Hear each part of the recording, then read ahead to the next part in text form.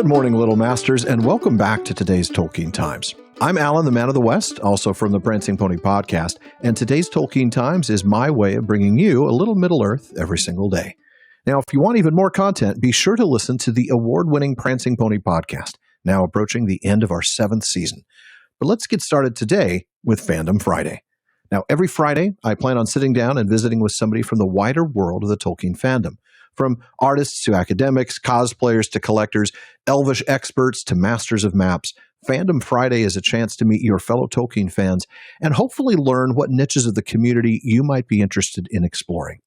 And today, we're welcoming, well, a good friend of the Prancing Pony podcast and somebody I've grown to admire over the years, an incredibly gifted musician, composer, sound engineer, and teacher, and yet one of the most humble and soft-spoken folks you could ever meet. His breathtaking work on a long-expected soundscape has brought him well-earned recognition, and I'm proud to have supported that project. I'm even more proud to call him a member of Team PPP and grateful to call him a friend. Please welcome Jordan Reynolds to today's Fandom Friday. Hello. Thanks for having me. It is really my pleasure. I want to get right into a long-expected soundscape. That's the big thing. I want all our listeners, all our viewers to learn about this. There's so much to it. I know we could talk about it for hours, but this is a short-format show. So take a few minutes to describe this project to our listeners. So the project is a 3D audio experience of The Lord of the Rings. And how people have been using it has changed over the release since Tolkien Reading Day this year. Mm-hmm. But the main ideas are you can put your headphones on and you can experience the story in 3D audio from start to finish. And that means sound effects, ambient sounds, ambient environments of where we're at, and an original score that I've composed for the whole thing. So that's the main thing. Is you can put your headphones on and it's all in Dolby Atmos, so it's 3D and it moves around you as you're listening. But you can also read along with it. You can put on Andy Serkis's audiobook and it'll sync up perfectly with that because that's what I templated it to. So if people want, they can even try that with the test that's on my YouTube channel. You can... if you've purchased the Audible audiobook from Andy, then you can push play on that. And then as soon as he says the chapter name, you push mine and they'll sync up perfectly. Wow.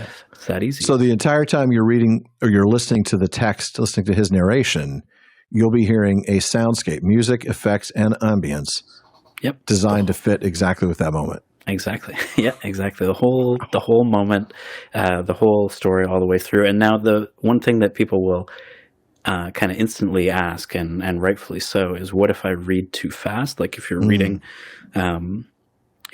with it, what if I read too fast? And the kind of beauty of it is that I timed it with Andy's audio, and Andy performs the audiobook, so it's pretty slow. Nobody reads that slow. I won't say nobody, but because I might. That's true. But most people will read faster, which means if you get a little bit ahead, you just got to listen for a little bit, and then one of Tolkien's many audio cues will happen, and then you can hear that and be like, okay, and then you just continue on reading. So it's pretty seamless, really. That's amazing. Thank you. It's been a lot of work. It's been really fun kind of designing, what does this area sound like? What does this area sound like? And what sound effects would we hear? And what do we not hear? And all these kind of things that go into it. And that's just the sound effects and whatnot, not the music. And then that's not even counting the ambience or the incredible number of themes that you've composed for the music. Yes. How many themes do you think you've composed in total? I would say over 100 for sure, because wow. There's probably at least one for every character, but some people like Gandalf have more than one. That's fair. So Aragorn's got more than one. There's subtle iterations of things, like the History of the Elves theme has a slightly different timing and kind of idea to it when it's Galadriel's theme. So they're very similar, but not the same. So there's a lot of that kind of stuff. But then there's things like Gollum, where the harmony changes underneath the main theme. So to kind of portray Smeagol versus Gollum, right? But, man, that's kind fantastic. Of the Slinker versus Stinker Slinker kind of thing. versus Stinker. Yeah. So it's been a lot of fun and just a really, really great thought experiment, if you want to call it that. In terms of, here's a chapter, even a chapter like Flotsam and Jetsam, thinking about what do we hear in this chapter and how does it fit into the bigger structure of like, we just had some pretty big sound effects heavy chapters. And yeah, you're right, because that'll be right after Helm's Deep and all of that. Yeah. So it's narratively, it's a rest. It's a time for friends to get together and kind of catch up. And in that way, it's a music heavy chapter where, there's ambience and we finally get back to the Hobbit music that we've been missing for a long time. And so it's really cool to echo Tolkien's writing with the music and the sound effects in terms of how, when Tom Bombadil's chapter comes in, it's almost all ambience, and you hear Tom in the distance singing, kind of him and Goldberry. Actually, you'll hear their voices throughout, but there's not as much actual score in that chapter because, the more you think about it, okay, maybe Tom is the music in his chapter. So the most of the music comes from him directly, or I have a harp player that played throughout that scene. Now, how do you represent that? I'm curious, and I'm going way off track here, but you're not able to use the dialogue, right? I mean, you're not. This is because this is not a HarperCollins project. You cannot use any of the text. All you can do is create the music and time it to a narration, for instance, as you've done. So what do you do to represent Tom in that audio?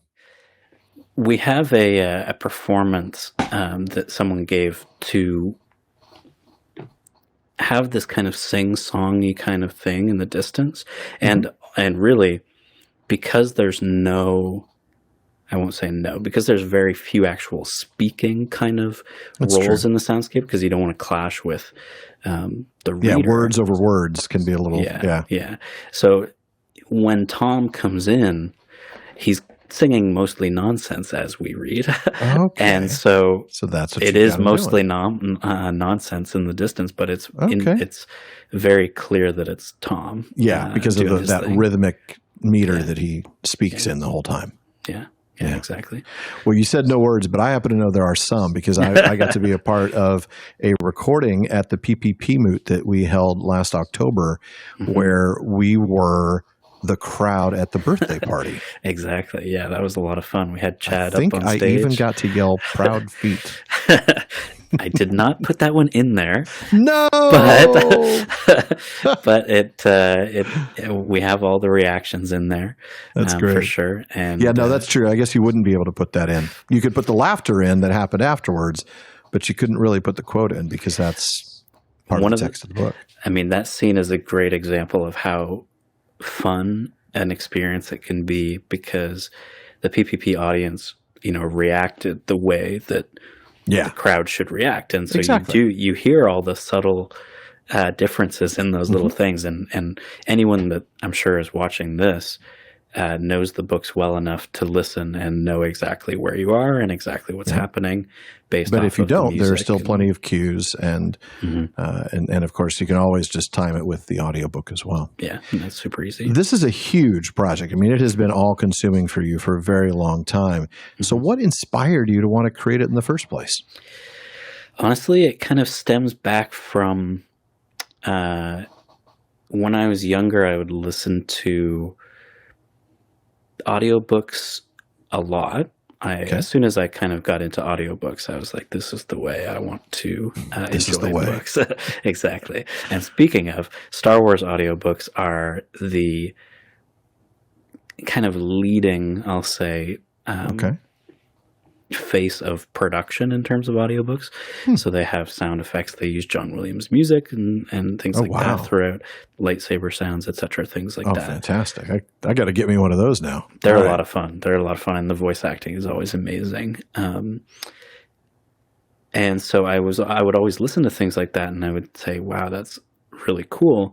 Yeah. But then I went to school for audio and all this stuff and learned about, surround sound and Dolby Atmos and things like that, 3D audio. Mm-hmm. And I was always thinking, why are we not doing this for audiobooks? Why is this not a thing? Right. And some podcasts do it. For sure. Mm-hmm. They release things in 3D binaural audio, which is awesome. And, but big fantasy series and things like that, like the biggest names don't do that, because it's too much of a gamble, supposedly, for the publishers, which is I'm sure there's an investment on something. I mean, can you imagine? For sure. For Lord of the Rings or like Game of Thrones or something like that, the amount of dollars that it would take from the publisher to create that. Yeah, and not know if it's going to succeed. Yeah. I'm positive it would, but I'm sure that from their point of view, proof of that actually with the success of the soundscape. So, well, I hope so. That's where it all started, though. Is hearing the production of these audiobooks and saying, "That's really cool. It could be more, though." Yeah, and good. I've always been, really interested in scoring for movies and things like that, and to hear, when you're watching The Lord of the Rings or any other movie, Lord of the Rings is a good example, though, because it's very, very heavily scored. Like almost every scene is scored. Mm-hmm. And throughout none of that are you like hard of hearing the dialogue or anything like that, because it's mixed well. It's mixed well, yeah. So if that's the case, then it can be the case for audiobooks as well. You just need the right tech to make it happen, and that's good point. Yeah, and if you put on the audiobook with the soundscape, because again of how it's mixed, there's really no content in the center channel, which is where Andy goes. So it kind of just envelops around you and doesn't fight. That's amazing. So pretty cool. Well, I've gotten a chance to listen to a few chapters so far. I obviously backed it. I've got all the files coming, but I just haven't had the time because I've been writing my own book. But I have listened to some, and it is absolutely stellar, folks. We're going to make sure that you have the links to get this, and I really strongly recommend it. One more question. What was your biggest challenge? Was it related to composition, recording, or editing, and how did you overcome it? A lot of little challenges. Honestly, the sound effects stuff came easily because a lot of it is very natural. Yeah, that makes sense. It's a lot of forest sounds and water sounds, and it's not like heavy fantasy where we need like huge magic effects to be happening the whole time. So I think a lot of dragons. Yeah, I think that honestly, the most challenging thing was conceptualizing it on a bigger scale. Okay, like I was talking about earlier, in terms of, do you hear Pippin's telling the story? Pippin and Merry are telling the story of the Ents and whatnot, and do you hear that, or is that going to mess with, us just getting off of Helm's Deep and things like that? And so the whole like overarching, idea of what does Fangorn sound like? What does Edoras sound like, and how jarring is it to switch from one to the other, and how do the chapters kind of flow into each other, and how, another really good example of this kind of larger format thinking is, earlier on I was like, this is a lot of Shire music. This is a lot of, it's not, I mean, it's this, I have a lot of themes, but it's not like endless themes. So, you think about the first half of book 1, it's all Hobbit stuff for more than 5 hours worth of audio time. So that's a lot of the same kind of stuff. That's a lot of hobbits. But what's really cool about that is that then when you do leave it for a really long time, the moments that it comes back, like of Herbs and Stewed Rabbit and things like that, and it really is like, it's, it's nice. It's like home. And it really does create that effect, like I said, paralleling the storytelling with the music. You can do that kind of with sound effects too, but the music is really you hear a Strider theme that comes back in Flotsam and Jetsam where Strider has come back again, those little things like that. Wow. So it's a lot of fun. And throughout the whole process, I have to give a thanks to the PPP for, I'm kind of privileged in a way where I have all of that information running in the background the whole time. So I'm thinking about, when should the Eucatastrophe theme be played? When should when is it pity versus not pity for Gollum? Things like that, and chants and all those kind of things, and where they come. So I never thought about that. All of that. Because you are part and parcel of the PPP. I mean, folks, for those of you who don't know, Jordan is my editor. So every episode that we've recorded since season 5, right? I did the first 4 seasons, but he came in at the beginning of season 5, and every episode we've done since then, he's edited. So he knows. So it's running in the back. Yeah. It's running. All those thoughts and whatnot are running. That's cool. Now I am going to get ahead of you here pretty soon. Yeah, you will. Yeah, you absolutely will. We'll see. Well, for those who still haven't heard about this, where can they find it and how can they follow you? Yeah, my website is just jordanreynolds.com. So you can find, there's trailers and things like that on the website that you can check out. Okay. And you can purchase it there. You can also follow Along Expected Soundscape on Facebook and on YouTube. I have a bunch of test stuff on, I say test, that sounds like it's not finished, but kind of samples, I guess, of the soundscape on YouTube. So there's, like I said, Along Expected Party is all there. There's some solo pieces of music that are up there. There's just ambiences that are there, and kind of trailers and whatnot. So you can check out all the details there. Great. Yeah. Well, folks, that is it for today's Fandom Friday. But please come back next week as we visit with somebody else who does something else in the Tolkien fandom. And if you're interested in joining me here on today's Tolkien Times for a future Fandom Friday, let me know by emailing bartleman@theprancingponypodcast.com. Now, folks, plan on joining me again tomorrow on today's Tolkien Times as we wrap up our week with Silmarillion Saturday. Please like and subscribe on YouTube. And if you're listening on a podcast app, be sure to follow or subscribe to make sure every episode gets downloaded to your device. Follow @Tolkien Times on Instagram, Twitter, and TikTok. And in the words of Faramir, go with the goodwill of all good men.